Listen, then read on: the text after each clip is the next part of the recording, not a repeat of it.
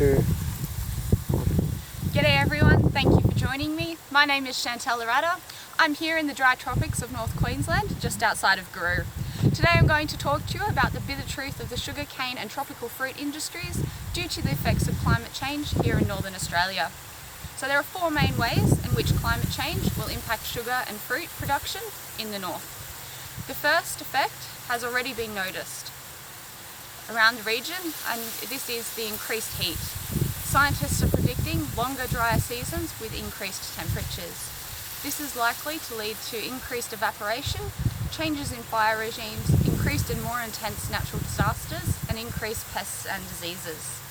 Plant growth rates are being affected, and increasingly poor soils will cause a decrease in land value and the yields received annually.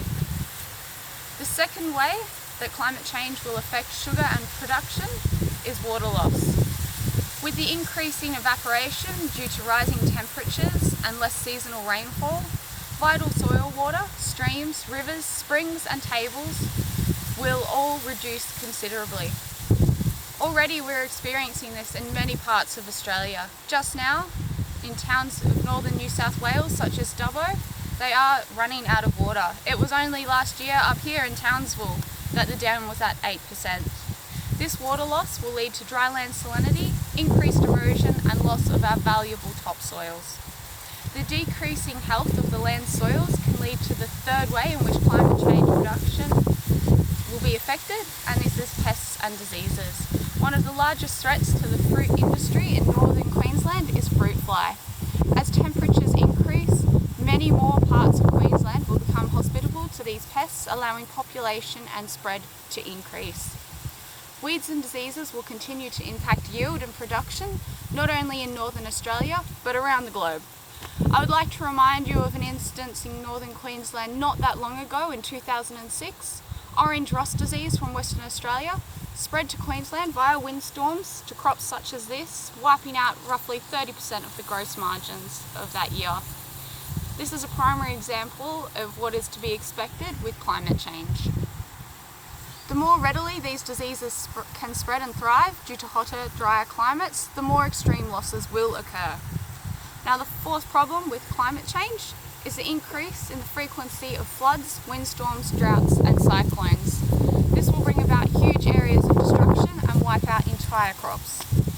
Increased erosion and complete loss of topsoils are also huge losses during flooding and storms. Tropical areas, such in North Queensland in particular, are going to be some of the most vulnerable. So why are we making a big deal about climate change?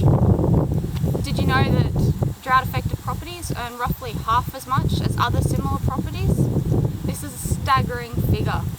Currently 19% of output is lost to drought every year.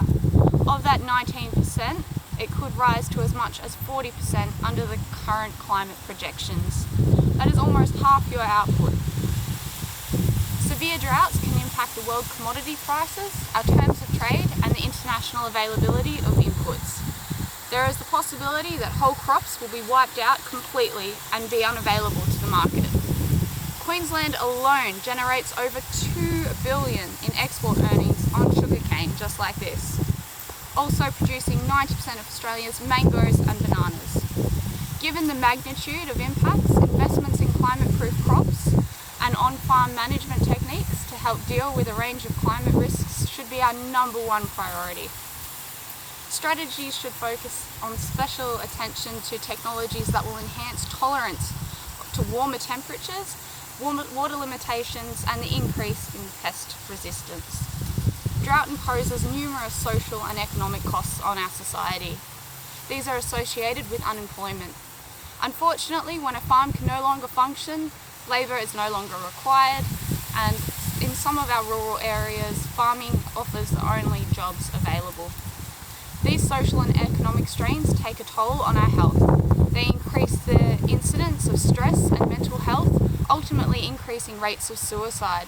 This will be the biggest loss of all. When it comes to adding up the cost of climate change, the loss of lives is surely the greatest. Long-term planning and farm management practices need to start now in order to help combat this fight and minimise the impacts of natural disasters on our agriculture. It is necessary that we are thinking ahead and working with researchers to grow and produce a variety of cultivars that include those designed to have added heat, water and pest resistance. We need to be ready to assist researchers with their data and experimentation, adopt these new practices and technologies when they arrive. Unfortunately, with the changes already occurring, the old ways that we all so used to and have depended on for so long are just not going to work. This change in climate is happening and it will continue. We need to try and get ahead of this fight and be ready for what is to come next. Together we can help our beautiful country continue to thrive. I now have a few questions I'd like to answer for you. The first is, I have traditionally relied more on local knowledge and common sense in my day-to-day on farm decision making, and I'd like to hear you talk about the benefits of working with scientists or researchers. Well, I would firstly like to say continue using your local knowledge and common sense. I would also encourage you to share this knowledge with others in your area. We can all learn something from each other. Unfortunately though, the knowledge we have and the practices we use currently are based on the weather conditions we have had previously. The changes already occurring and the losses experienced are already proving that we can't use our relied methods, and we need to start changing the way we farm to combat this change. Scientists and researchers have the time, knowledge, equipment to design technologies that will be able to withstand some of the change occurring and ultimately limit our losses. For instance, scientists can develop computer databases that design hybrids within or between species. They are able to input special requirements for the breeding programs and select the best genes for specific traits. This can produce plants that are resistant or tolerant to biotic and abiotic stresses. By combining these new adaptive cultivars with water and soil management practices, we can combat a lot of climate change disadvantages and utilise the benefits. This is something that wouldn't be possible without the scientists and researchers. This is also technology we're already using when selecting cultivars with herbicide resistance or particular flowering times. We have always worked with scientists and researchers, and so we should continue this relationship to come up with even better things for the future. Now the second question is, who do you think are the major stakeholders for implementing key recommendations in this talk, and how can you engage with them? Well, firstly, our farmers are the ones who will be purchasing and implementing this change. It will be up to the researchers and scientists to come up with ways to combat climate change and develop these products. To make all of this happen though, there would be the reliance on our investors, agricultural companies and governments to provide funding for research and development of products to be used. It takes all these tiers to work together to make this happen. Communication would start at the top with our investors, governments, and those agricultural companies to want to implement these new ideas. It would need to be proven to them that these changes are worth their investment and will pay off. These audiences would be targeted at seminars, parliaments and stakeholder workshops. Scientific facts would be presented to show the losses that would occur if no action is taken, and the profits that could happen if their money is out into changing the future. These are the people that will pay for funding into research for our scientists and develop the products for change.